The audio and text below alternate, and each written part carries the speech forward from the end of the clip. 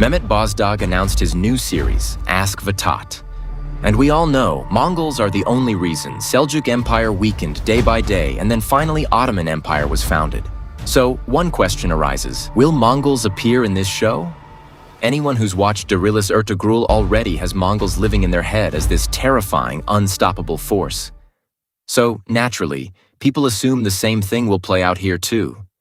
But before you lock in that expectation, let's slow down and check what history actually says, because the answer might surprise you. Something needs clearing up first. Historians simply don't have much written record of Ertugrul's day-to-day life, so the writers filled the gaps with invented characters, imagined battles, and plot lines built purely for entertainment. Ask the Taht works differently, though. This series centers on Sultan Alaaeddin Keykubat, and unlike Ertugrul, his life is well documented in historical records.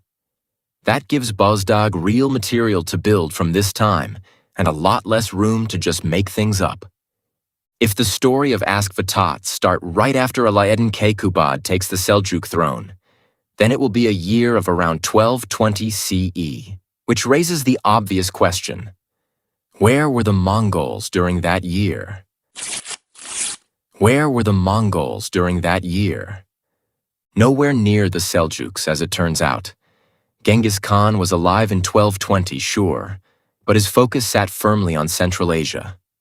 He was locked in a brutal war with the Khwarezmian Sultanate, territory covering parts of modern Afghanistan, Iran, Azerbaijan, and Turkmenistan. Sound familiar? Bozdağ already made an entire series about that war. It's called Jalaluddin, named after Jalal ad-Din Mingburnu, the last ruler of that empire. By 1221, Genghis Khan had crushed him in battle. With no options left, Jalal ad-Din jumped into the Indus River on horseback to escape. Historians place the spot near modern-day Attic, Pakistan. He survived, tried rebuilding his army for a comeback, and ultimately failed anyway. Right after that victory, Genghis Khan's armies pushed toward Russia and Poland, not toward the Seljuks. No Mongol invasion was happening on Seljuk soil during this stretch. None at all. Pressure on the Seljuks didn't really begin until after 1235, led by Hulagu Khan, Genghis Khan's grandson. Even then, these were minor border raids, nothing close to a full invasion. That timeline lines up almost perfectly with Ertugrul Season 2, where small Mongol raids hit border tribes, including Ertugrul's uncle's people. It also explains why Season 3, once Ertugrul relocates, shows almost zero Mongol presence. Historically, there just wasn't much happening yet. Everything changed in 1242, when Mongol commander Baiju Noyan launched the first serious offensive against the Seljuks. A year later, in 1243, both armies collided head-on at the Battle of Kosadag.